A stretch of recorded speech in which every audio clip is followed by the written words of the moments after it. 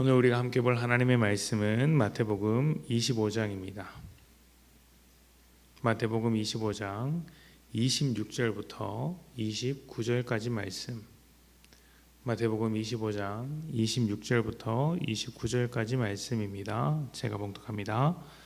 그 주인이 대답하여 이르되 악하고 게으른 종아, 나는 심지 않은 데서 거두고 해치지 않은 데서 모으는 줄로 내가 알았느냐?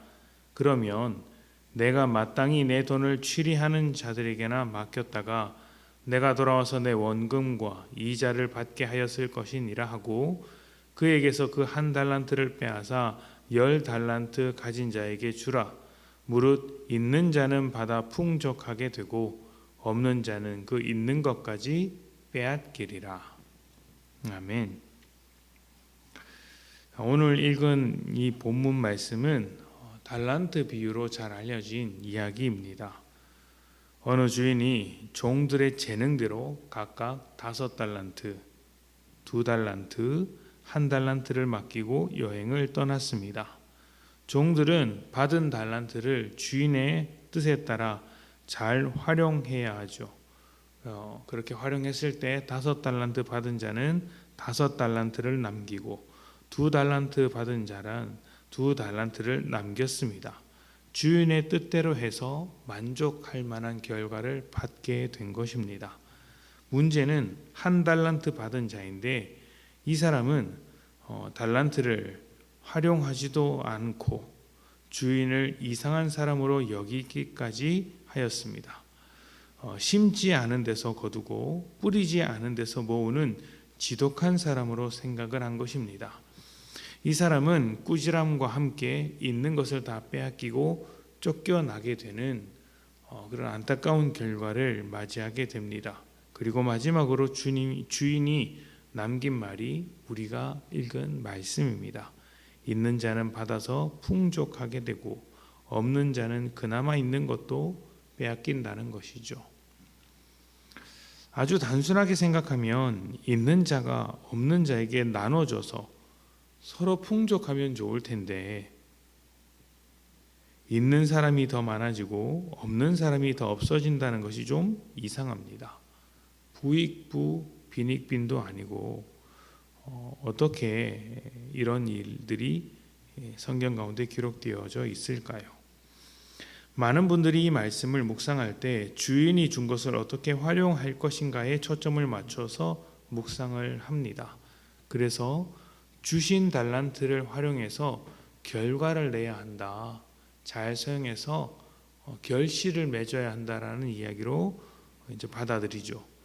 주신 달란트를 묵혀두기만 하면 조금 더 쉽게 말해서 일하지 않으면 주님께서 우리를 꾸짖으신다는 것입니다.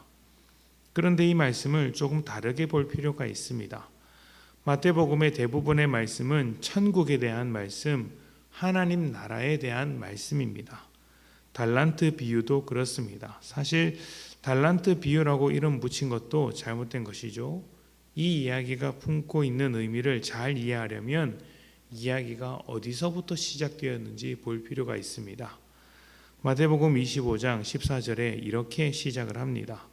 또 어떤 사람이 타국에 갈 때 그 종들을 불러 자기 소유를 맡김과 같으니. 개역 개정에는 잘 드러나지 않는데 사실 이 말씀은 앞에서 나온 하나님 나라에 대한 설교의 연장선입니다.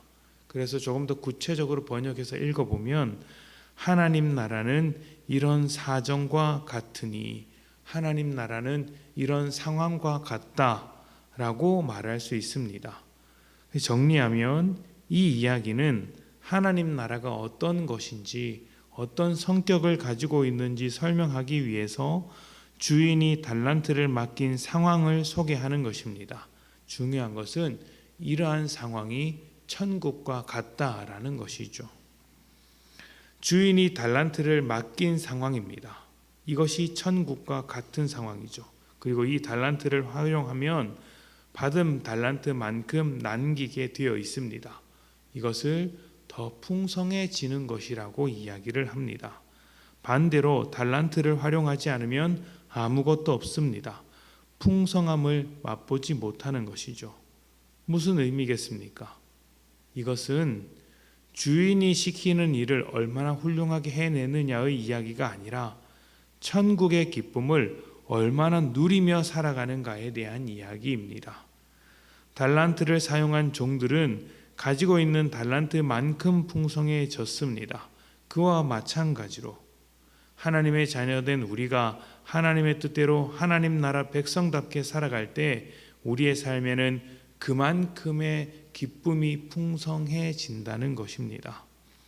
하나님 나라를 살면 살아갈수록 기쁨이 배가 되고 하나님 나라를 살아가지 못하면 그 기쁨을 하나도 누리지 못하는 것이죠.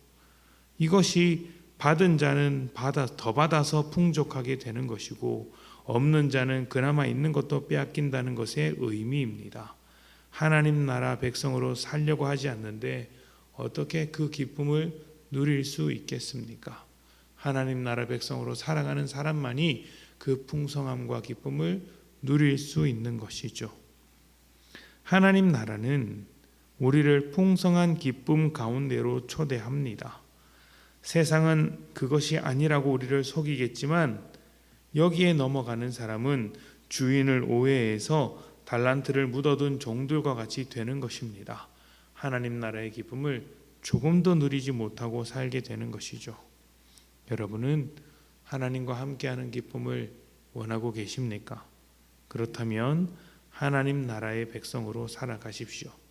5달란트만큼의 삶을 살아가는 자는 5달란트만큼의 기쁨을 얻을 것이고 2달란트만큼의 삶을 살아가는 자는 2달란트의 기쁨을 얻을 것입니다.